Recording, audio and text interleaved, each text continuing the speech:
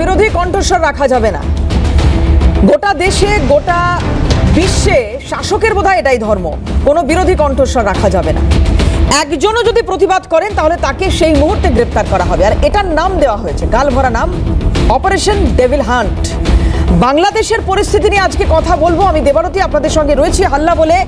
এই operation devil hunt বস্তুটি কি, খায় না মাথায় মাখে? যখন এইটা নিয়ে কথা বলছি, এইটা নিয়ে আলোচনা করছি, যখন এটা নিয়ে অল্প বিস্তর পড়াশোনা করছি, তখন দেখতে পাচ্ছি যে এত বড় গালভরা নামের কোনো দরকার নেই। বিষয়টা এরকমই। মোহাম্মদ ইউনূসের বিরুদ্ধে যদি একটা কথা বলা হয় বা তার নেওয়া সিদ্ধান্তের বিরুদ্ধে যদি একটা কথাও বলা হয়, রাস্তায় নামা হয়, প্রতিবাদ করা হয়, তাহলে তৎক্ষণাৎ গ্রেপ্তারি। আর এই ঘটনায় এখনো পর্যন্ত 1500 জন এবং অসমর্থিত সূত্রে যা জানা যাচ্ছে 2000 জনের বেশি মানুষকে গ্রেপ্তার করা হয়েছে। এই অপারেশন ডেভিল হান্ট ঠিক কি? এই অপারেশন ডেভিল হান্ট যেখানে বারবার এই কথা বলা হচ্ছে, আর গ্রেপ্তারের তালিকায় কারা রয়েছেন ইতিমধ্যেই আপনারা জানেন। 2 অভিনেত্রী, তাদেরকে গ্রেপ্তার করা হয়েছে, মেহের আফরোজ এবং সোহানা বাবা। এবার একটা জিনিস একটু আপনাদের সঙ্গে শেয়ার করে রাখতে চাইবো, যে এই যে বারবার বলা হচ্ছে বাংলাদেশের এই মুহূর্তে যা পরিস্থিতি তৈরি হয়েছে, কোনোভাবেই যাতে মোহাম্মদ ইউনূসের বিরুদ্ধে কেউ না মুখ খোলেন, এবং সেটাকেই স্পষ্ট করা হচ্ছে যে মুখ খুললে যদি কেউ পালিয়ে যায় তাহলে কিন্তু তার দায় এই মুহূর্তে প্রশাসনের উপর চাপাবে ইউনূস সরকার। কোনো ডেভিল যাতে পালাতে না পারে।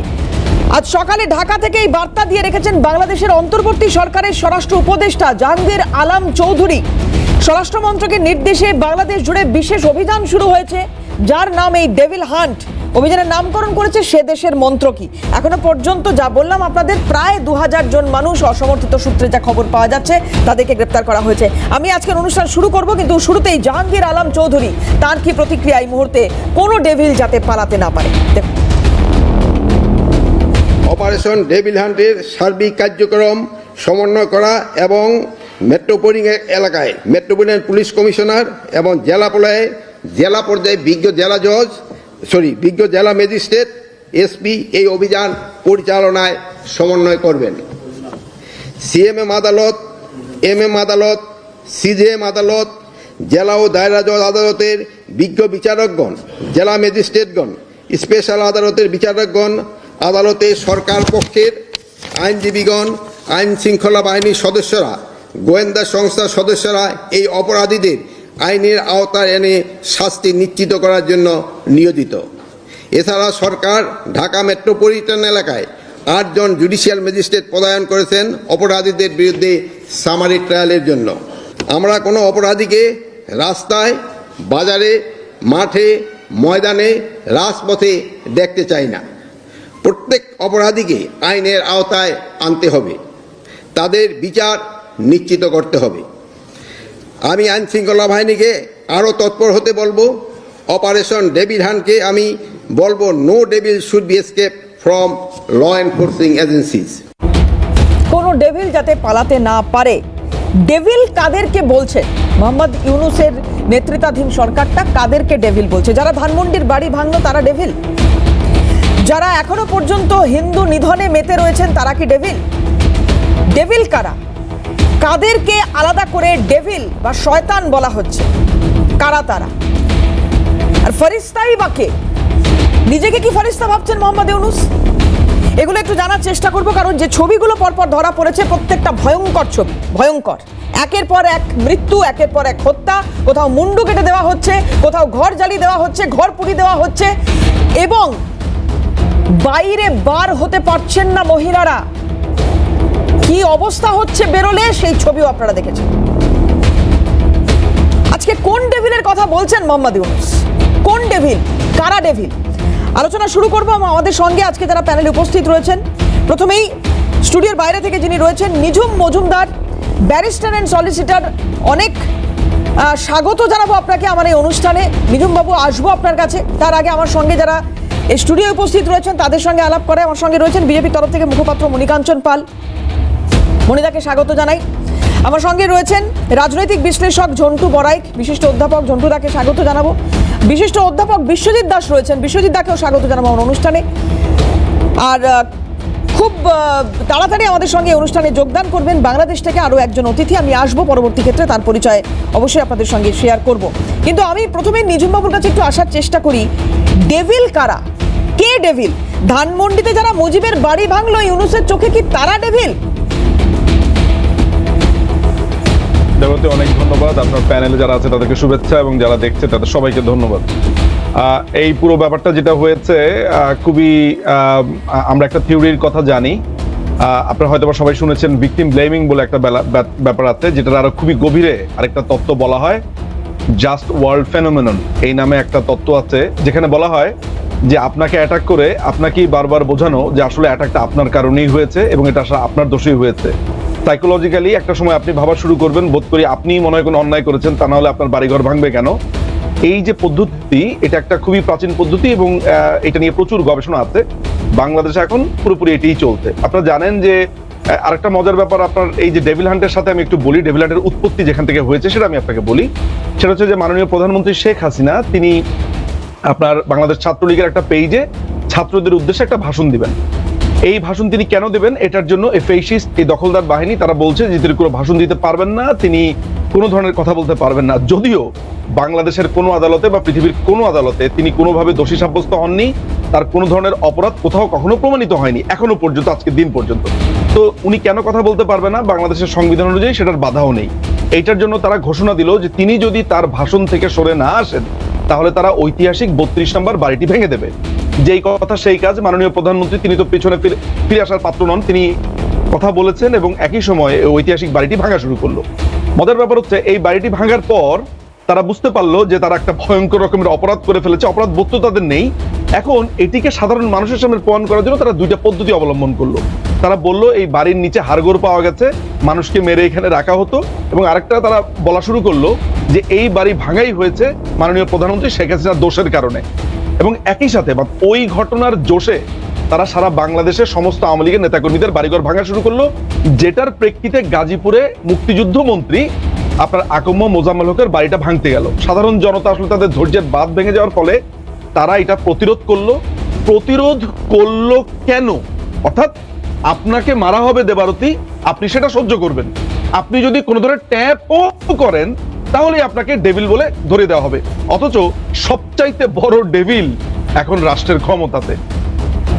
তো এইটার একটাই উদ্দেশ্য, সেটা হচ্ছে যে আপনার ফিয়ার মঙ্গারিং, আপনাকে একটা ভয় দেখানো, আপনাকে এইটা বোঝানো যে তুমি কথা বললেই তোমাকে শেষ করে দেওয়া হবে। যেটার দুটো এক্সটার্নাল ইস্যুজ আছে। একটা হচ্ছে যে এরা আসলে বিএনপিকে একটা ভয় দেখাতে চায়, কারণ বিএনপি মানে আমাদের আরেকটা রাজনৈতিক প্রতিপক্ষ। তারা অনেকদিন ধরে আপনার বলছে ইলেকশনের কথা, দ্রুত ইলেকশনের কথা। খেয়াল করে দেখবেন এই ঘটনার পরপর বিএনপি কিন্তু একটু ভয় পেয়েছে, তারা এখন ইলেকশনের কথা চুপ করে গেছে, কোনো কথা বলছে না। 1 নাম্বার। 2 নাম্বার হচ্ছে তারা নিজেরাই একটা কিংস পার্টি গঠন করেছে, মানে নিজেরাই ক্ষমতাতে এসে নিজেরাই রাজা। তাদের এই পার্টিটা শৌর্য বীর্য দেখানোর জন্য, কারণ কিছুদিন আগে তাদের যে একজন সমন্বয়ক হাসনাত আব্দুল্লাহ তারা জনগণের দৌড়ানি খেয়েছিল। ওইটা করার পরে আমরা প্রচুর ট্রল করেছিলাম, প্রচুর বলেছিলাম যে তাদের জনসমর্থন নেই। এই জনসমর্থন আছে কি নেই এটা প্রমাণ করার জন্য তারা জামাত শিবির, হিজবুত তাহরির এবং আপনার কওমি মাদ্রাসা থেকে বেশ কিছু ছেলে পেলে নিয়ে এসে এই ঐতিহাসিক বাড়িটি ভেঙে এই শৌর্যবীর্যের প্রমাণ দিয়েছে। ফলে আপনি যে প্রশ্নটা করেছেন যে ডেভিল কারা, আপনারা নিশ্চয়ই সবাই বুঝতে পারছেন এখানে আসলে কেউই শিশু নয়। আপনি নিজেই বলেছেন, ওয়েল সেইড। আপনার বলার পরে তো আসলে বাকিটা বলা অপালাপ। তো আলটিমেটলি এখন হচ্ছে আমাদেরকেই মার খেতে হবে। এখন ঘটনাটা যেটা দাঁড়িয়েছে দেবারতী, আমাদেরকে মুক্তিযুদ্ধের মতো 1971 সালের মতো সিম্পলি একটা যুদ্ধের দিকে ঠেলে দেওয়া হয়েছে। এখন আইদার আপনাকে বাঁচার জন্য অস্ত্র হাতে নিতে হবে, বাঁচার জন্য আপনাকে পাল্টা আঘাত করতে হবে, এছাড়া কোনো উপায় নেই। কারণ তাদের পরবর্তী টার্গেট বঙ্গবন্ধুর সমাধি। ভাবা যায় যেই বাড়িটাকে ঘিরে 66, 62, 69, আপনার মানে আপনি তাহলে বলছেন যে ইলেকশনটাও সমাধান নয়? না না না না, এটা তো সিম্পলি হচ্ছে, শোনেন এইখানে এই যে যারা সমন্বয়ক আছে বা যারা ইউনুসের তো আপনার একটা জেলা পর্যায়ে এখন কোনো কমিটি হয়নি, গ্রাম পর্যায়ে ইউনিয়ন পর্যায়ে তো বাদই। ফলে তারা এই দলটাকে প্রতিষ্ঠিত করতে চাইছে 4-5 বছরে, তারপরে ইলেকশন দেওয়ার ধান্দা। আমি এইটাও জানি যে তারা এই যে দুবাইতে একটা প্রোগ্রাম আছে এই কয়েকদিনের মধ্যে, যেখানে তারা চেষ্টা করছে ট্রাম্প ইলন মাস্কের সাথে তারা যোগাযোগ করতে, যাতে করে কোনো না কোনো ভাবে আপনার ট্রাম্পের সাথে একটা নেগোসিয়েশনে এসে ইলেকশনটাকে কিছু পেছানো যায়। কারণ তারা আসলে একেবারে একটা প্রপার দলকে গঠন করবার পর ইলেকশন দিতে চায়। এটাই হচ্ছে মূল ইস্যুজ। আসলে ইস্যুটা তো ইলেকশন।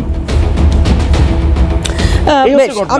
আমি আসবো পরবর্তীতে। তার আগে একটা রিয়াকশন একটু এখানে চালাতে হচ্ছে। তার নাম হচ্ছে এমনি বাংলাদেশের একজন আইনজীবী রুমি ফারহানা। সাম্প্রতিক অবস্থাটা একটু ওনার চোখ দিয়ে আমরা দেখার চেষ্টা করেছিলাম। একটি বাংলাদেশের একটি বহুল প্রচারিত সংবাদ মাধ্যম, যে সংবাদ মাধ্যমে ওনার একটি ইন্টারভিউ, খুব বাছাই করা একটা অংশ একটু শোনাবো দর্শকদের। দেখুন।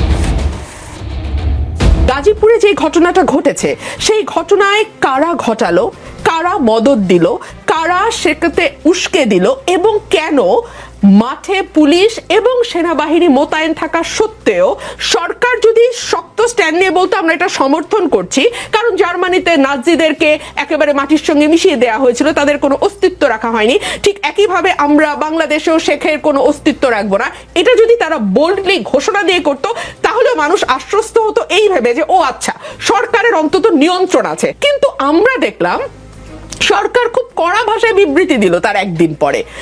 মানে হোয়াট ডাজ ইট মিন? আপনি কি জনগণের সঙ্গে মকারি করেন? ২০ কোটি মানুষ কিন্তু হুমকির মুখে পড়তে যাচ্ছে সরকারের এই অযোগ্যতা এবং অপদার্থ লোকজনকে পদে বসানোর কারণে। মানে এখন কি হয়েছে বাংলাদেশে, আমরা সন্ধ্যার পরে বহু বহু বহু বছর পর আবারও বেরোতে এখন ভয় পাই। আপনিও ভয় পান, স্বীকার করবেন কি করবেন না জানি না, আমি ভয় পাই ভাই। এবং আমি এটা সকল চ্যানেলে বলি, রাত হলে আমাকে আমার সঙ্গে আরেকটা লোক দিতে হবে গাড়িতে। এটা তো আমি গত 15 বছর বলি নাই। কোন দিকে যাচ্ছে বাংলাদেশ? বেশ, এই জায়গায় দাঁড়িয়ে একটা শার্প বিরতি নেব। বিরতির পর ফিরে আসছি আবার ওই আলোচনায় সঙ্গে। আমি ইলেকশনের কথা বললাম এই কারণে, কারণ আপনারা জানেন যে গতকাল বিএনপির শীর্ষ নেতৃত্বের সঙ্গে একটি বৈঠক ইউনূস সরকারের হয়েছে এবং তারা তারপরে সাংবাদিকদের মুখোমুখি হয়ে যে বক্তব্য রেখেছেন সেখানে এইটা নাকি ওনাদের আশ্বস্ত করা হয়েছে যে ডিসেম্বরের মধ্যে নির্বাচনের একটা প্রস্তুতি বা নির্বাচন সম্পন্ন হওয়ার বিষয়। কিন্তু ঝন্টুদা, যেটা আপনার কাছে জানতে চাওয়ার, যে এটা যেমন একটা দিক, তার পাশাপাশি আরও একটা খবর পাচ্ছি যেখানে এই কথা নাকি বলা হচ্ছে যে ভারতের চোখে চোখ রেখে কথা বলার শপথ, মানে কোট আনকোট আমি বলছি শপথ কথাটা, বাংলাদেশের অন্তর্বর্তী সরকারের, যে তিস্তা জলবন্টন চুক্তি নিয়ে এবার ভারত সরকারকে নাকি তারা লেজে গোবরে করে ফেলবে। তা আগে সরকারটা আসুক, নাকি মোহাম্মদ ইউনূস ভাবছেন যে ইলেকশন হবে তিনিই আবার ক্ষমতায় আসবেন, তিনিই আবার এই চেয়ারটায় বসবেন এবং তিনিই এই সিদ্ধান্তগুলো নিতে পারবেন? না, এটা কিন্তু তোমার কথাটার সেকেন্ড ইনিংসটা ধরেই বলছি, ইউনিস কনফার্ম। আচ্ছা, এই বিএনপিকে পিছন দরজা দিয়ে বিএনপির নেতাকে ম্যানেজ করার চেষ্টা হচ্ছে। আর যারা ম্যানেজ হবে না, আওয়ামী লীগ, তাদের অস্তিত্বটাকে পুরোপুরি পলিটিক্যালি একদম ধ্বংস করে দেওয়া হচ্ছে। তুমি খেয়াল করবে 18-19 দুটো পলিটিক্যাল কার্যকলাপ ডিক্লেয়ার করেছিল আওয়ামী লীগ। 18 তারিখে তারা সারা বাংলাদেশ জুড়ে করবে অবস্থান, তারপরে ধর্মঘট করবে। এই যে পলিটিক্যাল অবস্থানটা, পলিটিক্যাল চর্চাটা, একটা সুস্থ রাজনীতির চর্চা, এতে যদি ন্যূনতম বাংলাদেশের মানুষের মধ্যে একটা প্রভাব তৈরি হয়, তার আগে ইউনিসের সরকার কিন্তু জেনে বুঝে আর্মি দিয়ে ওই বাড়িটা ভাঙচুর করলো। শুধু তাই নয়, যেখানে যেখানে ধ্বংস করতে গিয়ে বাধাপ্রাপ্ত হয়েছে তাদের ডেভিল আখ্যা দিয়ে প্রথমে তাদের জেলে ঢোকালো, যে 18-19 তারিখের পলিটিক্যাল অ্যাক্টিভিটিটা যাতে কনফার্ম ধ্বংস হয়ে যায়। যাদের ম্যানেজ করা যাবে বিএনপিকে, অর্থাৎ জামাতের আরেকটা counter part, political counter part, বিএনপিকে পিছন দরজা দিয়ে বোঝানো হলো গরমে নরমে চরমে। বিএনপিও চাইছে পলিটিক্যালি ভোটটা হলে তারা ক্ষমতায় আসবে, কিন্তু ইউনিট যেটা আরেকটা ব্লু প্রিন্ট তৈরি করে ফেলেছে, শুনবে যে সংবিধান পাল্টে প্রধানমন্ত্রীর ক্ষমতা কিন্তু ইউনিস কমিয়ে দিচ্ছে। দিয়ে তুমি ভাবতে পারবে না রাষ্ট্রপতির কী কী ক্ষমতা আয়ন করেছেন তিনি। বিচারপতি নিয়োগ, অর্থমন্ত্রক, বিভিন্ন আধিকারিকদের প্রধান নিয়োগ, সব নিয়োগের ক্ষমতাটা এককভাবে রাষ্ট্রপতি নিজের হাতে রেখে পুতুল প্রধানমন্ত্রী তৈরি করার ব্লু প্রিন্ট রেডি। অর্থাৎ ইউনিস বুঝে গেছে ভোটটাকে আন্তর্জাতিক চাপে করতেই হবে, নাহলে বিভিন্ন গ্র্যান্ড বন্ধ করে দেবে। ডেমোক্রেসি, তথাকথিত ডেমোক্রেসি না আসলে। কিন্তু ঝন্টুদা, এখানে এই সার্জিস আলম বা আরো যারা উপদেষ্টা মণ্ডলীর সদস্য রয়েছেন, তাদের অনেকেই আবার এই কথা বলতে শুরু করছেন যে একটি ফ্যাসিস্ট সরকারকে উৎখাত করার বদলে কিন্তু আমরা আরেকটা ফ্যাসিস্ট সরকার চাইনি। তাহলে এই মুহূর্তে ইউনূসের মাথায় এগুলো কারা ঢোকাচ্ছে বা ইউনূসকে এই মুহূর্তে কারা পরিচালনা করছে? কারণ উপদেষ্টা মণ্ডলীর 1-2 জন অন্তত সরতে শুরু করেছেন বলে প্রাথমিকভাবে মনে হচ্ছে। আমি জানি না ভেতরে কি চলছে। না, আমি বলছি পুরো ইউনিস সরকারটা কিন্তু আভ্যন্তরীণ কোনো বিক্ষোভের ফসল নয়। ইউনিস সুপি হয়ে ঢুকে সালাফি হয়ে বেরিয়েছে আন্তর্জাতিক ডিপ স্টেটের মদতে, মাথায় রাখতে হবে। এবার এদের যে উপদেষ্টা মন্ডলীর ভাঙনটা, এটাও হচ্ছে দর কষাকষির অঙ্কে। ইউনিস একা যদি ছড়ি ঘোরায়, ওই উপদেষ্টা মন্ডলীর কজন বসে থেকে ওই ছড়ি ঘোরানোটা দেখবে মাতব্বরি, আমি বলছি তোমাকে। আর দ্বিতীয় হচ্ছে এই মাতব্বররা এই কমিটির আজকে কেন পিছন দরজাতে ভাগার চেষ্টা করছে, আন্তর্জাতিক ঘটনা প্রবাহগুলো একটু পাল্টেছে ট্রাম্প আসার পরে। এতে এরাও কিন্তু ভীত সন্তুষ্ট যে যখন তখন যদি জনগণ খেপে যায়, চরম ব্যর্থ ইউনিস, কিংবা কোনো আন্তর্জাতিক অ্যাক্টিভিটি যদি ইউনিস সরকারের উপরে লাগু হয়, তাহলে উপদেষ্টা মণ্ডলীর এই যে ছোট ছোট ইঁদুরগুলো পালাচ্ছে, এখন পালানোর চেষ্টা করে আগাম পদক্ষেপটা রেডি রাখছে, তারা কিন্তু সয়ে গেল। দেখবে এই উপদেষ্টা মন্ডলী যারা এই ধরনের বিবৃতি দিচ্ছে, হয় তারা ইউনিস সরকারের ইম্পর্টেন্সই পাচ্ছিল না, পাওয়ার জন্য এইসব উল্টোপাল্টা কথা বলছে, মানে একটু ব্যাকা ব্যাকা কথা বলছে, কিংবা আগাম সতর্ক হয়ে গিয়ে পালানোর রাস্তা রাখছে। এটা আমি তোমাদের এই চ্যানেলে আগাম প্রোগ্রাম আমি এই করেছিলাম। কারণে এই কথাটা বলছি ঝন্টুদা, আপনার কথা থেকে ধার করে একটু বিশ্বজিৎদার কাছে আসবো, কারণ আরেকটা বিরতি সময় হয়ে যাচ্ছে। বিশ্বজিৎদা, এই যে সার্জি সালামের কথা আমি বলছিলাম, এই যে ইন্টারভিউর পার্ট আমরা দেখাচ্ছিলাম এই রুমি ফারহানা, এই অনুষ্ঠানে উনিও আরেকজন প্যানেলিস্ট ছিলেন, সার্জি সালাম। উনি বলছেন, উনি এটা বিগত 5-6 দিন ধরেই বলছেন, এবং যখন এই বাড়ি ভাঙা হলো তারপরে তো বলেইছেন যে এটা শুধুমাত্র হলো, যেটা নিঝুমদাও বলছিলেন, যে এটা শুধুমাত্র হলো শেখ হাসিনা ওই রকম আরও একটি মন্তব্য করলেন বলে, শেখ হাসিনার উস্কানিতে এটা হলো। এটা একবারও সার্জি সালাম বলছেন কিনা জোর গলায় যে যেটা হলো সেটা ঠিক হলো না, এবং এটার জন্য সরকার কি করছে, এটার জন্য সরকার কি পদক্ষেপ নিচ্ছে? আজকে এই যে বলা হচ্ছে একজন ডেভিলকেও ছাড়া হবে না যেন পালাতে না পারে, বাংলাদেশের 3 বিভাগের সেনা নামানো হলো এই ডেভিলদের ধরার জন্য, কিন্তু ধানমন্ডির বাড়ি বাঁচানোর জন্য একজন সেনাকেও সেই সময় দেখা যায়নি। কারণ এটা হচ্ছে সদিচ্ছা। যে অন্তর্বর্তী সরকারের কথা বলা হচ্ছে, বারবার ইউনিসের কথা বলা হচ্ছে, ইউনিস আসলে পুরোপুরি ধান্দাবাজ, বাণিজ্যপ্রিয়, ধূর্ত একটা মানুষ, যে বাংলাদেশের ভালো চায় না, বাংলাদেশের মানুষের ভালো চায় না। দারিদ্র্য নিয়ে বহির্বিশ্বে বাণিজ্য করেছে, এখন সুযোগ বুঝে। এমনকি তোমরা জানো যে বাংলাদেশে এর আগেও ইউনিস একটা রাজনৈতিক দল তৈরি করেছিল সরাসরি রাজনীতিতে আসার জন্যে। তিনি যে অর্থনৈতিক পরিকল্পনাগুলো করেছিলেন পুরোপুরি ব্যর্থ হয়েছেন, গরিব মানুষকে ঠকিয়েছেন। এইবার আরেকবার ঠকানোর সুযোগ পেলেন রাজনীতিতে এসে, কাদের দিয়ে? যেসব শক্তিগুলো মৌলবাদী শক্তি তার পাশে দাঁড়িয়েছে। আজকে যদি নিরপেক্ষভাবে দেখো, আওয়ামী লীগের তো প্রশ্নই নেই, বিএনপিও কিন্তু ইউনিসকে পছন্দ করছেন না। এই যে বারবার জনগণের এই আজকে হঠাৎ ডেভিলদের ধরার প্রয়োজন হলো কেন? এই আগস্ট মাসের পর থেকে কোথায় ছিলেন মোহাম্মদ ইউনুস? তার সেনাবাহিনী, তার পুলিশ যখন আইন শৃঙ্খলা নিয়ন্ত্রণের বাইরে চলে গেল, যখন দিনের পর দিন সংখ্যালঘুদের উপর অত্যাচার হলো, তখন ডেভিল খুঁজে পাওয়া যায়নি। যখন ধর্ষণ করা হলো, তখন ডেভিল খুঁজে পাওয়া যায়নি সংখ্যালঘুদের উপরে। আসলে ডেভিলের বিষয়টা একটা নতুন তত্ত্ব, যেটা নিঝুমদা বলছিলেন, নতুন তত্ত্ব তুলে এনেছে নিজেদেরকে বাঁচানোর জন্যে। এই বাঁচানোটা যদি মনে করে সারা বিশ্বের মানুষ বোকা, তাহলে মোহাম্মদ ইউনুস ভুল করছে। মোহাম্মদ ইউনুস তো আসলে বশ্যতা স্বীকার করতে অভ্যস্ত। তিনি আবার আমেরিকার কাছে যাবেন, তিনি আবার ট্রাম্পের কাছে যাবেন বাংলাদেশকে বাঁচানোর জন্যে। কিন্তু যে পরিস্থিতি তৈরি হলো, সেখান থেকে বাংলাদেশকে বাঁচানো কঠিন। আসলে ডেভিলদের ধরার নাম করে তিনি যে একটা জনগণের মধ্যে আবার আস্থা ফেরানোর চেষ্টা করছেন, কারণ যে ঘটনা আইন শৃঙ্খলা দিনের পর দিন ঘটছিল, এই মুহূর্তে যদি নির্বাচন হয়, তাহলে সেই নির্বাচনের ডিভিডেন্ড মোহাম্মদ ইউনুস পাবে না। এবং সেই ক্ষেত্রে যাতে জনগণকে আর একটা ভরসার জায়গায় আনা যায় যে না, সরকার চেষ্টা করছে ডেভিলদের ধরার, আসলে ডেভিলদের ধরার চেষ্টা করছে না, চেষ্টা করছে আওয়ামী লীগের কর্মীদের ধরার, চেষ্টা করছে এই সরকারের বিরুদ্ধে যারা আঙুল তুলছে তাদেরকে ধরার। আর তার নাম ধরা, গাল ভরা নাম দিয়েছে যে ডেভিল হান্ট। এই ডেভিল হান্ট মানুষ বুঝবে না কিন্তু, কারণ যে মানুষ বাংলাদেশের প্রতিদিন খেতে পারে না, সে দারিদ্রের জন্য মোহাম্মদ ইউনুস থেকে বিশ্বের দরবারে গিয়ে মুখ খুলেছিল। আজকে তাদের জন্য কি করছে মোহাম্মদ ইউনুস? রাজনীতিকে ব্যবহার করছে, দারিদ্রকে বাণিজ্যে ব্যবহার করছে। ওই মানুষগুলোর কথা ভাবে না। ওই মানুষগুলো কিন্তু পারে, ক্ষমতা আছে সরকারকে উল্টে দেয়া, যে কারণে তারা প্রথম চাইছে সংবিধানকে পরিবর্তন করতে, পুলিশকে, প্রশাসনকে নিজেদের অধীন নিয়ে আসতে, যাতে তারাও পাপেটে পরিণত হয়, যেমন করে আজকে মোহাম্মদ ইউনুস নিজেই তাই, একদমই তাই। আমি একটা বিরতি নেব, আমি খুব সংক্ষেপে, আমি ঝন্টুদা আসবো একটা বাংলাদেশ থেকে সাংবাদিক রাজনৈতিক বিশ্লেষক শরীফুল ইসলাম খান আমাদের সঙ্গে বসেছেন এই মুহূর্তে। এই আলোচনায় আমি স্বাগত জানাই আপনাকে শরীফুল সাহেব। আমি আসবো আপনার কাছে, কিন্তু আলোচনা চলছিল আমাদের যে জায়গা, আমি ঠিক সেখান থেকে একটু মনিদার কাছে আসতে চাইবো। আর তার আগে 4টে তথ্য মনিদাও নিশ্চয়ই জানবেন, এবং এর থেকে আরও অনেক বেশি তথ্য মনিদার কাছে থাকবে আমি জানি।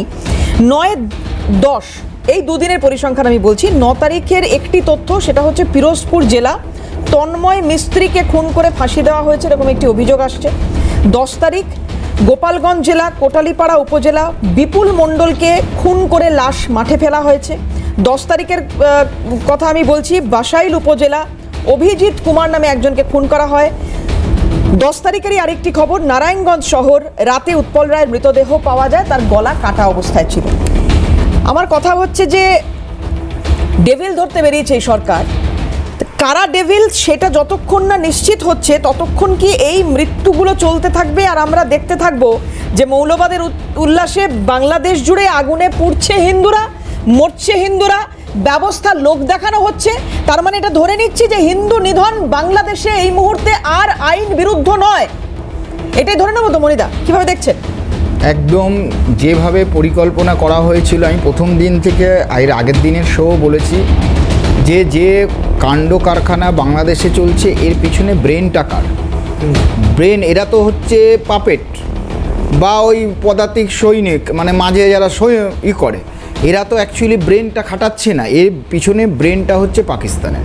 আপনারা দেখুন, প্রথম দিন থেকে ইউনিট সরকার আসার পর থেকে একটা পাকিস্তানের উপর নরম মনোভাব, তার ভিসা তুলে দেওয়া, পাসপোর্ট খুলে দেওয়া, দীর্ঘ বছর ধরে পোর্ট বন্ধ ছিল সেই পোর্টের দরজা খুলে দিয়ে বিভিন্নভাবে পাকিস্তানকে হেল্প করেছে। পাকিস্তানের আর্মিকে দিয়ে বাংলাদেশের আর্মিদের ট্রেনিংয়ের ব্যবস্থা করানো হয়েছে। আজকে অপারেশন ডেভিল হান্ট একদম অপারেশন সার্চ লাইটের প্রতিধ্বনি। আমরা দেখেছি অপারেশন সার্চ লাইটে কী নিদারুণ অত্যাচার এরা চালিয়েছে, যে বাবা ছেলেকে রক্ষা করতে যাচ্ছে, পারছে না, গুলি চালিয়েছে, বাবা ছেলের উপরেই পড়ে রয়েছে, গুলি ভেদ করে একই গুলিতে বাবার ছেলেকে মেরে দেওয়া হয়েছে। আমরা দেখেছি প্রফেসর মেঘনা গুহ ঠাকুর তার লিখিত বইয়ে যে তার বাবা ইংলিশ প্রফেসর ঢাকা ইউনিভার্সিটির জ্যোতির্ময় গুহ ঠাকুর তাকে কীভাবে রাস্তায় ডেকে শুধু বলেছিল বসতে হবে, পা গেড়ে মাথা নিচু করে বসতে হবে, বসেনি বলে পায়ে গুলির আঘাত, তারপরে কপালে গুলি, সবার সামনে মেরেছিল তার মা এবং তার সামনে। সেই অত্যাচার আমরা অপারেশন সার্চ লাইটে দেখেছি পাকিস্তানের। যিনি বাংলাদেশের হয়ে বসেছেন, বাংলাদেশের প্রতিনিধি, আপনার গায়ে কি রক্ত নেই? যারা এইভাবে বাংলাদেশিদের ওপরে, হিন্দু মুসলমান সব ভেদাভেদ ভুলে বাংলাদেশিদের ওপরে বাংলা ভাষার জন্য যে জাতীয়তাবাদ তৈরি হয়েছিল তার বিরুদ্ধে যারা যুদ্ধ করেছিল, লড়াই করেছিল, অন্যায়ভাবে রাতের অন্ধকারে মেরেছিল, তাদের বিরুদ্ধে আপনারা তাদেরকে সাথে নিয়ে, বিরুদ্ধে যাওয়ার বদলে তাদেরকে সাথে নিয়ে আজকে লড়াই করছেন। বিষয় যেটা হচ্ছে, এই যে পরিকল্পনা, এই পরিকল্পনা অনেক দিন ধরেই রেখেছে। আমি দুটো পয়েন্ট বলবো। একটা পয়েন্ট হচ্ছে অপারেশন ডেভিল হান্টে যে 32 ধানমন্ডির বাড়ি ভাঙা হয়েছিল, তাদের একজনকেও এখনও অ্যারেস্ট করা হয়নি। কারা লিড করেছিল? আচ্ছা, মুভমেন্ট গিয়েছিল, অনেক লোক গিয়েছিল, কারা লিড করেছিল তাদের একজনকেও অ্যারেস্ট করা হয়নি, নাম্বার 1। আর নাম্বার 2, আমরা এটা অনেকেই এড়িয়ে করে যাচ্ছি, বলছি না যে র্যাপিড অ্যাকশন ব্যাটালিয়ান, পুলিশ আর্মির সাথে র্যাবও কিন্তু এই অপারেশন ডেভিল হান্টে অংশগ্রহণ করেছে। তো র্যাবটা কিন্তু বাংলাদেশের স্বাধীন হওয়ার পর থেকে কিন্তু ছিল না। এইটা বাইডেন প্রশাসনের স্যাংশনের মাধ্যমে হিউম্যান রাইটস রক্ষা করার জন্য একটা ব্যাটালিয়ান তৈরি করা হয়েছিল। তারা আর্মির থেকেও ভয়ানক, সেইভাবে ট্রেনিং দিয়ে র্যাব তৈরি করা হয়েছিল। এই র্যাব আজকে কিন্তু আর্মির সাথে আর পুলিশের সাথে রাস্তায় নেমেছে, তারা যাতে ইউনিট সরকারের আগামী দিনগুলো সুন্দর হয়। আর আরেকটা কারণ হচ্ছে, যখন আমেরিকা প্রশাসনের পরিবর্তন হলো, প্রেসিডেন্টের পরিবর্তন হলো, ঠিক তার পরে বাংলাদেশের যারা এতদিন সাপ্রেস ছিল, চাপা ছিল, তারা কিন্তু যখন আন্দোলন তৈরি করতে চাইলো, 1 থেকে 5ই ফেব্রুয়ারি আওয়ামী লীগ ঘোষণা করলো লিফলেট এবং পাবলিসিটি ম্যাটেরিয়াল ডিস্ট্রিবিউশন করবে। 6ই ফেব্রুয়ারি প্রোটেস্ট প্রসেশন এবং পাবলিক মিটিং। 10ই ফেব্রুয়ারি পাবলিক প্রসেশন অ্যান্ড ডেমনস্ট্রেশন। 16ই ফেব্রুয়ারি অবরোধ হবে সারা বাংলাদেশ জুড়ে। আর 18ই ফেব্রুয়ারি সকাল থেকে সন্ধ্যা পর্যন্ত সাধারণ ধর্মঘট ডাকবে, এই কর্মসূচি যখনই নিল তারপরেই দেখুন এই অপারেশন ডেভিল হান্ট চালু করা হয়েছে। আমি বলতে চাই কোনো দলের হয়ে নয়, যেমন দেবেন তেমন পাবেন, এটা কিন্তু কোনো থ্রেট নয়। যারা বাংলাদেশের সাধারণ নাগরিক এবং যারা আজকে অত্যাচার করছেন সবাইকে বলছি, সাধারণ নাগরিকদের আশ্বস্ত করছি, ধৈর্য ধরুন, দাঁতের উপর দাঁত কামড়ে লড়াই করুন। যেমন দেবেন যারা আজকে করছে তারা যেন ভুলে না যায় আমরা সেই ভারতবর্ষ যারা 92,000 সৈনিককে ধরেও ছেড়ে দিয়েছিলাম মানবিকতার খাতনে। আবার একই জায়গায় ফিরছি। শরীফুল সাহেবের কাছে আসবো। শরীফুল সাহেব, প্রথমত অনেকদিন পরে আপনার সঙ্গে অনুষ্ঠান করছি, আগে জানতে চাই কিরকম আছেন, মানে বাংলাদেশে এখন কিরকম থাকা যাচ্ছে? ধন্যবাদ সিএনএ টেলিভিশনকে আমাকে আজকে এই টক শোতে সুযোগ করে দেওয়ার জন্য, এবং অন্যান্য যারা আলোচক আছেন। আমি বাংলাদেশের এক ভদ্রলোক আছে, তাকে আমি ঠিক চিনি না, উনি সম্ভবত প্রবাসী। তো আমি এই মুহূর্তে ঢাকা থেকে বলছি, আমি ভালো আছি। আচ্ছা, আমি এর আগে দুদিন আগে একটা শো করলাম আপনাদেরই টেলিভিশনে, এই সেদিন রাতে ধানমন্ডি 32-এর বঙ্গবন্ধু শেখ মুজিবুর রহমানের বাড়ি ভাঙা হলো। তো আমি পরের দিন সকাল 10টায় প্রোগ্রামটা ছিল আপনাদের, আমাকে রাতে বলা হলো, আমি সেখানে ছিলাম, আমি সেদিন কথা বলেছি। তো বিষয়টা হচ্ছে আপনার এই যে আজকের যে বিষয় অপারেশন ডেভিল হান্ট, এই বিষয়টা একটু অদ্ভুত একটা বিষয়, যদিও এইটা বর্তমান সরকার, ইউনূস সরকার এই ডেভিল হান্টটা পরিচালনা করছে দেশে, এবং তারা মনে করছে যে এতে করে তাদের সরকার কিছুটা স্বস্তিতে থাকবে বা তাদের সরকার একটু ভালোভাবে কাজ করতে পারবে। আসলে বিষয়টা হচ্ছে, আমরা দেখলাম এই শেখ হাসিনার পতনের পরে আপনার অনেক তার ফেসিবাদীদের যে সহযোগী বিগত 15 বছরের যারা বিভিন্ন দুষ্কর্মে, অর্থ পাচার, খুন, হত্যা, চাঁদাবাজি, ব্যাংলুর থেকে জড়িত ছিল, তারা অনেকে পালিয়ে গেছে এবং শেখ হাসিনা নিজেও পালিয়ে গেছেন ইন্ডিয়াতে, ভারতে, কিন্তু তার দলের লক্ষ লক্ষ নেতাকর্মীরা বাংলাদেশে রয়ে গেছে, এবং তারা অনেকে অ্যারেস্ট হচ্ছে, অনেকে মার খাচ্ছে, অনেকে লুকিয়ে আছে, আত্মগোপনে আছে, অনেকে বিদেশে যাওয়ার পরিকল্পনা করতেছে। তো এই যে অপারেশন ডেভিল হান্ট যেটা এখন সরকার চিন্তা করছে, এটা উচিত ছিল সেদিন থেকে শুরু করা, 5ই আগস্ট থেকে মানে 8ই আগস্ট থেকে শুরু করা। তো আজকে 8ই ফেব্রুয়ারি তারা যেটা করছে সেটা আসলে তাদের অস্তিত্ব রক্ষার জন্যই করছে। আমি যদি মজুদুর মনে করি, আসলে সত্যিকার অর্থেই শেখ হাসিনা বা ফেসিবাদীদেরকে শায়েস্তা করার জন্য না, বা তারা শেখ হাসিনার বিচার বা যারা অতীতে দুষ্কর্মগুলো করে গেছে বাংলাদেশের মাটিতে, মানুষ ছাত্রদের হত্যা থেকে শুরু করে বিভিন্ন নরপিচ্ছাসী কাজ করে গেছে, তাদেরকে শায়েস্তা করার চেয়ে তারা তাদের অস্তিত্বের প্রয়োজনেই এখন তারা এই অপারেশন ডেভিল হান্ট নামে একটা কার্যক্রম শুরু করেছে। এবং আমি ব্যক্তিগতভাবে মনে করি যে এই যে অপারেশন ডেভিল হান্ট, এটা আপনার 8ই ফেব্রুয়ারি থেকে শুরু করছে সারা দেশে, এবং এই পর্যন্ত প্রায় 3000 লোক আটক করেছে। তার মধ্যে আমার খুব পরিচিত একজন, আমাদের খুব কাছের এক বড় ভাই, চয়ন ইসলাম এমপি, সাবেক এমপি, উনি অ্যারেস্ট হয়েছে গাজীপুর থেকে।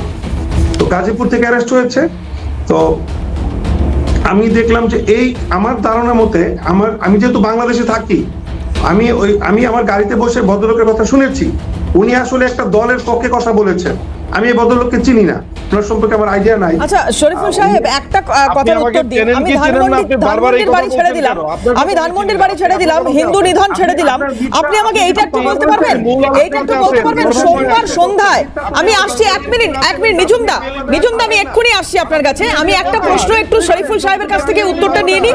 আমি আসবো, নিজুমদা আমি আসবো, আমি আপনাকে সময় দেবো, নিজুমদা সময় দেবো, আমি সময় দেবো, দাদা সময় দেবো, 1 মিনিট বলেন দেখি।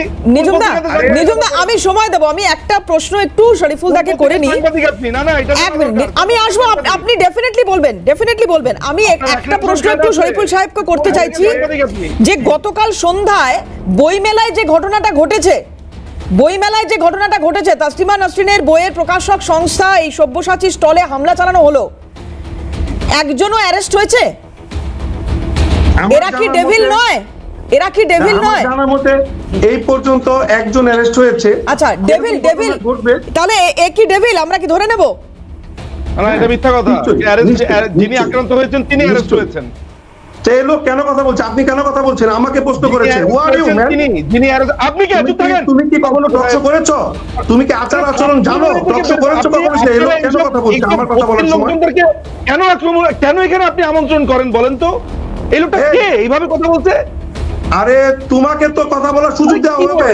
Who are you, man? কি করে বলছে? দেখেন আচরণটা দেখেন, লুক এট হিম দেখেন, তুমি- দেখলেই মনে হয় একটা আস্ত ডেভিল।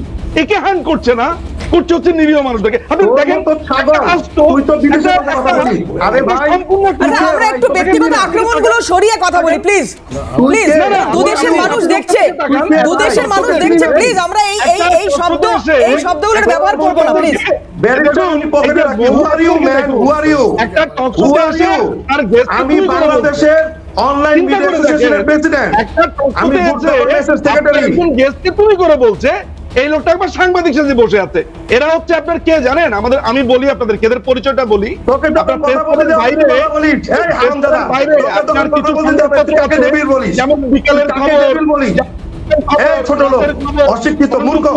এই, তোর বাবা মা তোকে কি শিক্ষা দিয়েছে? মূর্খের বাচ্চা, তোকে কি শিক্ষা দিয়েছে? আমি আবার একটু অনুরোধ করছি দুজনকে প্লিজ, আমি আবার একটু দুজনকে অনুরোধ করছি প্লিজ ব্যক্তিগত আক্রমণে যাবেন না, এমন কোনো ভাষা ব্যবহার করবেন না যাতে দুদেশের মানুষ শুনছেন প্লিজ। ডেভিল, লক্ষ্য করুন Please, যে এই আমি নিঝুমদা শরীফুল সাহেব দুজনকে বলছি প্লিজ। আচ্ছা যে গ্রেফতারের কথা যে আপনি বলছেন, গ্রেফতারটা হয়েছে যাকে আক্রমণ করা হয়েছে। আচ্ছা আমি শরীফুল সাহেব এরকম এরা কোত্থেকে ধরে নিয়ে আসছেন এক এগুলোকে? মিনিট প্লিজ প্লিজ এগুলোকে এসব আমি হারামজাদা ভূস্বর্গের একটু কোথায় একটু শরীফুল সাহেব আপনাকে বলছি যে আমাদের স্টুডিওতে বিশ্বজিৎ দা রয়েছেন প্লিজ। শরীফুল সাহেব, নিঝুমদা এক মিনিট। তুই বাংলাদেশে থাকিস, তুই বাংলাদেশ নিয়ে কথা বলিস কেন? আচ্ছা কারোর কথা বোঝা যাচ্ছে না, শরীফুল সাহেব আপনাকে একটা প্রশ্ন করবেন, বিশ্বজিৎ দা আমাদের স্টুডিওতে রয়েছেন, একটু প্রশ্নটা শুনবেন কাইন্ডলি। নিঝুমদা প্লিজ। শরীফুল সাহেব, আপনাকে একটাই প্রশ্ন। স্টুপিডদের কেন আপনারা আমন্ত্রণ করেন? তাহলে শরীফুল আমাদের সাহেব, থাকবেন না প্লিজ। শরীফুল সাহেব, আপনাকে আমাদের আর থাকবেন না। শরীফুল সাহেব, আপনাকে একটাই প্রশ্ন, যে এই অপারেশন ডেভিল হান্ট, যার উদ্দেশ্য এবং লক্ষ্য বলা হচ্ছে যে দেশের আইন শৃঙ্খলা পরিস্থিতি স্থিতিশীল করা, তাহলে বাংলাদেশের আইন শৃঙ্খলা পরিস্থিতি স্থিতিশীল নয়, এটা একটা মান্যতা পেল। দুই হচ্ছে জনগণের নিরাপত্তা নিশ্চিত করা, তার মানে বাংলাদেশের জনগণ এখনো নিরাপদ নয়। তিন হচ্ছে সন্ত্রাসবাদী সংগঠনগুলোর কার্যক্রম পর্যবেক্ষণ এবং দমন করা, তার মানে বাংলাদেশে সন্ত্রাসবাদী সংগঠনগুলো রয়েছে, তারা অ্যাক্টিভ। অপরাধমূলক কার্যক্রমের বিরুদ্ধে কঠোর ব্যবস্থা নেওয়া, তার মানে অপরাধমূলক কার্যক্রম চলছে। তা হঠাৎ করে, যেটা আপনিও বলছিলেন, 8 তারিখের আগস্ট মাসের পর ফেব্রুয়ারি মাসের 8 তারিখে ডেভিলদের ধরার প্রয়োজনীয়তা হলো কেন? আমি দেখুন বলেছি, আমি আরেকটু কথা বলতে চাই, আমি আপনার প্রশ্নের উত্তর দিতে চাই। তার মাঝে আমার কথা বলার মাঝে এই ভদ্রলোককে আমি চিনি না, এরা কখন আগে দেখিও নাই। না, আপনি তো আমাদের কাউকেই চেনেন না, আপনি তো আমাদের কাউকেই চেনেন না, আপনি আমাকে চেনেন না, আপনি ঝন্টুদাকে চেনেন না, আপনি মণিকাঞ্চন দাকে চেনেন না, আপনি বিশ্বজিৎ দাকে চেনেন না, আপনি তো কাউকেই চেনেন না। আমার এই অনুষ্ঠানটা যে পেছন থেকে পরিচালনা করছে অরিন্দম, তাকেও আপনি চেনেন না, আপনি তো কাউকে চেনেন না দাদা, এটা তো বড় কথা নয়। চেনেন না বলে তার সঙ্গে সম্পর্ক খারাপ করবেন বা তাকে এই ধরনের আক্রমণ করবেন, এই সমস্ত ভাষা বলে, এইটা তো করা যায় না শরীফুলদা, এটা তো আপনিও মানবেন। আপনার অনুষ্ঠান, আপনার দেশের কোন অনুষ্ঠানে যদি ঝন্টুদা পার্টিসিপেট করে, নিশ্চয়ই কাউকে চিনবে না। বিশ্বজিৎ দা পার্টিসিপেট করে, চিনবে না। মণিকাঞ্চন দা পার্টিসিপেট করে, চিনবে না। ও তো বাংলাদেশে থাকে না, ও আমাকে চিনবে কি করে? ও তো থাকে বিদেশে। কে কোথায় থাকে না সেটা বড় কথা নয়, সেটা বড় কথা নয়। আমরা ইস্যুটা নিয়ে কথা বলছি, আমরা ইস্যু নিয়ে কথা বলছি। নিঝুমদা যদি মঙ্গল গ্রহ থেকে আমাদের সঙ্গে আসেন তাহলে আমরা তাই করব। মোহাম্মদ ইউনূসের সরকার ডেভিল খুঁজতে বসেছে, আর আমরাও আজকে প্যানেলে ডেভিল খুঁজতেই বসেছি। কে ডেভিল বুঝতে পারছি না, কিন্তু এই মুহূর্তে শরীফুলদা আমাদের সঙ্গে নেই। ঝন্টুদা, এটা একটু ইঙ্গিত বহ। না, যে বাউন্সার এই পার্ট থেকে পেয়েছে, তারপরে তথাকথিত যাকে উনি চিনতে পারছেন না তিনি দিয়েছেন, উত্তরটা দেবে কি করে? পিঠ বাঁচানো করে খেতে তো তাকে হবে।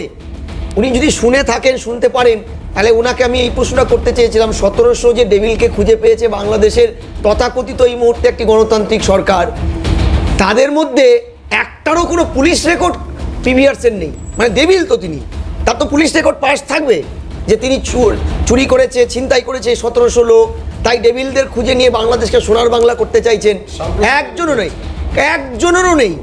বরং যাদেরকে ছেড়ে রেখেছে, এই ধানমন্ডি ভাঙলো, একাধিক সংখ্যালঘু মানুষকে, এই যে একটু আগে নারায়ণগঞ্জে সেভ চিলড্রেন নামক একটা সংস্থা চালায়, এনজিও, বাংলাদেশের আচ্ছা, শরীফুল অনাথ আসছেন। শিশুদের জন্য, হ্যাঁ, বাংলাদেশে অনাথ শিশুদের জন্য যারা কাজ করছে, নারায়ণগঞ্জের সেই বৃদ্ধ উৎপল রায়কে কুপিয়ে খুন করেছে, যারা খুনি তারা ডেভিল নয়, যে 1700 জনকে অ্যারেস্ট করেছে শরীফুল বাবু, তাদের একজনেরও বাংলাদেশের কোনো থানায় কোনো প্রিভিয়াস ক্রাইমের রেকর্ড নেই। তারা প্রত্যেকে নৌকা মার্কা নাকি কি একটা মার্কা পলিটিক্যাল অ্যাক্টিভিস্ট।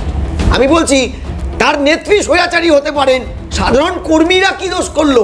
আপনারা কি অপারেশন আওয়ামী লীগ ক্লিনজিং অ্যাকশনে নেমেছে বাংলাদেশের তথাকথিত গণতান্ত্রিক ইউনিট সরকার? একটু উত্তর দেবেন প্লিজ।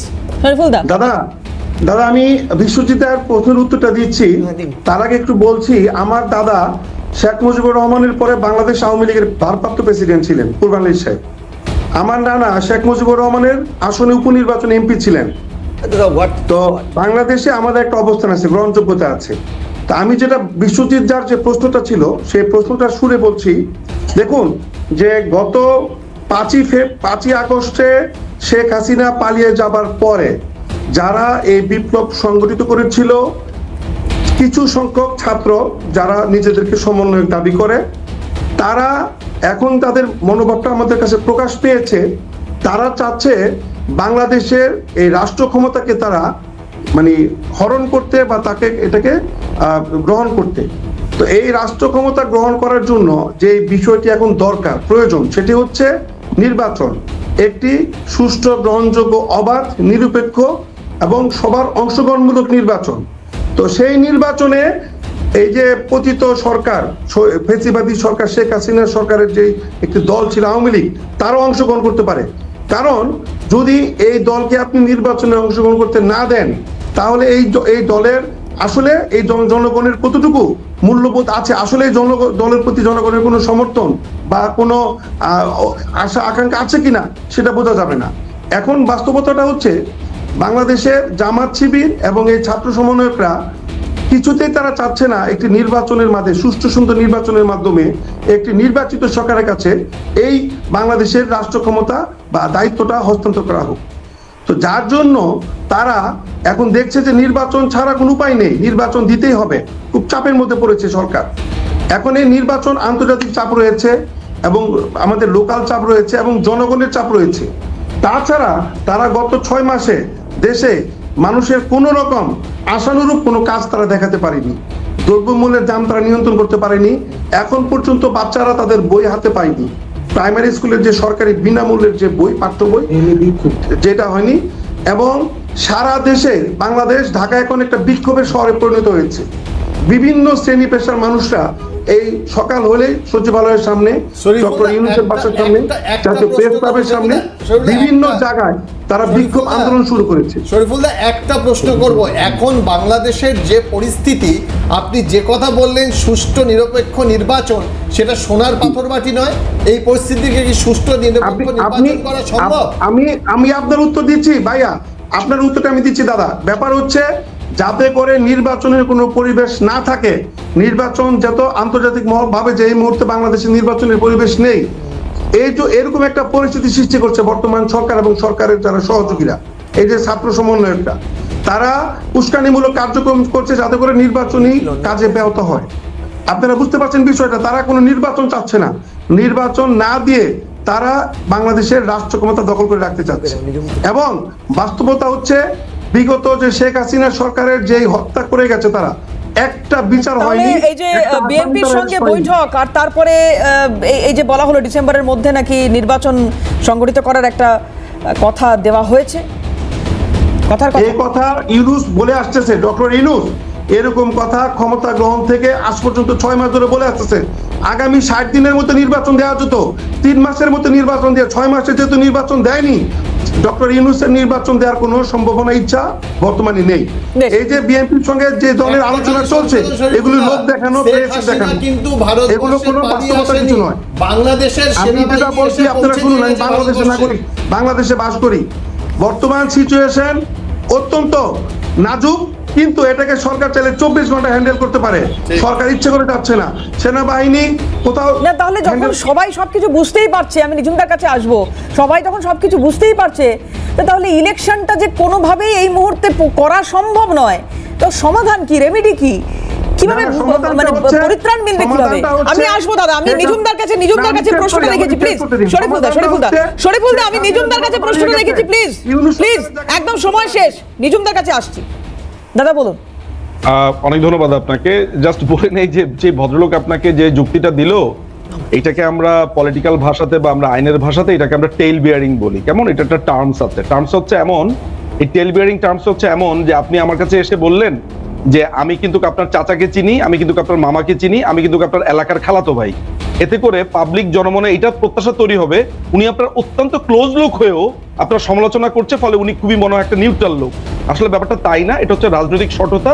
এই টেল বিয়ারিং এর একটা বড় ধরনের ব্যাপার হচ্ছে টু টু কিউ থিওরি। তার মানে হচ্ছে যে আপনি আসলে করেছেন বলে আপনি এখন এটার ফল ভোগ করছেন। খেয়াল করে দেখেন, এখানে আমাদের বিশ্বজিৎ দা কিন্তু একটা প্রশ্ন করেছেন, খুব ইম্পর্টেন্ট প্রশ্ন, যে এই যে 32 ভাঙলো সারা রাত ধরে, মানে আপনার ভাঙলো, এটা নিয়ে উৎসব করলো, এখানে আপনার মোটামুটি বিরিয়ানি রান্না হলো, তারপর আপনার গাজীপুরে আপনার নিরীহ মহিলাদেরকে ওইখানে গ্রেফতার করে নিয়ে যাওয়া হলো, একটা মামলা এই পর্যন্ত হয়নি। বরঞ্চ সরকার থেকে একটা প্রেস নোট দেওয়া হয়েছে যে যদি এই ধরনের বক্তব্য আরেকবার দেওয়া হয় তাহলে এই ঘটনার পুনরাবৃত্তি ঠেকানোর জন্য এই ধরনের আর কোনো ধরনের ভাষণ যাতে না দেওয়া হয়। আমার প্রশ্ন হচ্ছে, এই যে বারবার মাননীয় প্রধানমন্ত্রী শেখ হাসিনাকে ফেসিস্ট, পতিত স্বৈরাচার এগুলো বলা হচ্ছে, কোন আদালতে তার কোন অপরাধটা প্রমাণিত হয়েছে? বা আমরা তো জানি যে আমরা বাংলাদেশের আইনের কথা বাদই দিলাম, ICCPR মানে স্ট্যান্ডার্ড যদি আমি এই ছাঁচটা ধরি, একটা প্রিন্সিপাল হচ্ছে, একটা বেসিক প্রিন্সিপাল হচ্ছে ইনোসেন্ট আনটিল প্রুভেন গিলটি। আমি আপনাকে গিলটি বলতেই পারবো না এটা প্রুফ করা ছাড়া। তাহলে আমি কোন জায়গাতে, কোথায় আমি একজন মানুষকে এরকম অপরাধী বলছি ক্রমাগতভাবে, এবং অপরাধী বলে তার উপরে সবকিছু চাপাচ্ছি? আপনি আমার বাড়ি আক্রমণ করলেন, আপনি 32 পুড়িয়ে দিয়ে বললেন এটা আমার কারণে হয়েছে। এখনো পর্যন্ত ডেভিল হান্টের কথা যে বলা হচ্ছে, এই ডেভিলদের কি ধরা হচ্ছে? কোন ডেভিলদেরকে ধরা হচ্ছে? সমস্ত আওয়ামী লীগের নেতাকর্মীদেরকে ধরা হচ্ছে। আর সবচেয়ে বড় ব্যাপার হচ্ছে যে এখন তো যে কেউই আসলে দৈনিক মতিকণ্ঠের সাংবাদিক হয়ে যাওয়া যায়, আপনার দৈনিক মলমপত্রর সাংবাদিক হয়েও প্রেস ক্লাবের সামনে ঘোরা যায়, মলমপত্র, মতিকণ্ঠ সবাই সাংবাদিক। আমি দৈনিক তেল মালিশ নামেও একটা সংবাদপত্র দেখেছি আজকে, আমি বললাম যে এটা কি নাম রাখলেন? একদম শেষ করবো আজকে অনুষ্ঠান মনিদাকে দিয়ে। মনিদা, আপনার কি কোনো টিপস বা কোনো বার্তা শরীফুলদার জন্য রয়েছে?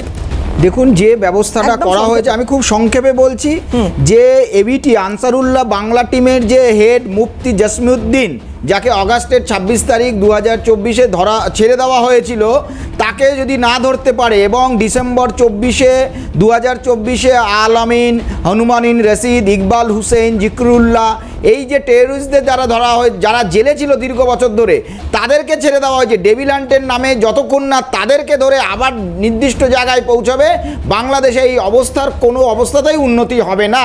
তবে এটা ঠিক যে ইন্টারন্যাশনাল যারা আছেন তারাও কিন্তু বিষয়টি দেখছেন, খুব ইজি হবে না যে এরম অত্যাচার করে আবার আমরা আর একটা রাজত্ব তৈরি করব, রাজত্ব কায়েম করব, এটা করবে না। আর শেষে বলে যায় শরীফুলদাকে, আপনি প্রবাসী করছেন, যে সরকার তৈরি হয়েছে, যাকে আপনারা বলছেন গণ অভ্যুত্থানের লিডার, সেও তো প্রবাসী। সে তো ইউনিস বাবু কোন দিন বাংলাদেশের বাসিন্দা ছিল, দীর্ঘ বছর ধরে তিনি বাইরে রয়েছেন, তো তাকে যদি আপনি মেনে নিতে পারেন তো অন্যদেরকে কেন মানছেন না? সে বলছে আপনার তো ব্যক্তিগত আক্রোশ এখানে মেটাচ্ছে। প্রধানমন্ত্রী তো শেখ হাসিনা তো প্রধানমন্ত্রী। আরে উনি তো প্রধানমন্ত্রী ইলেক্টেড। এ বাবা, এ কি বলছে? শেখ হাসিনা তো প্রধানমন্ত্রী, উনি তো ইলেক্টেড প্রধানমন্ত্রী। আপনারা ভোট দিয়েছেন, অস্বীকার করার কোনো জায়গা নেই। উনি তো এখনো এই দেশটার প্রধানমন্ত্রী। যাই হোক, আজকে এই বিতর্ক চলতেই থাকবে। যেখানে আমি শেষ করব, আজকে এখান থেকে একটা নতুন বিতর্ক জন্ম নেবে। আমি আজকে শেষ করব কারণ সময় একদম শেষ।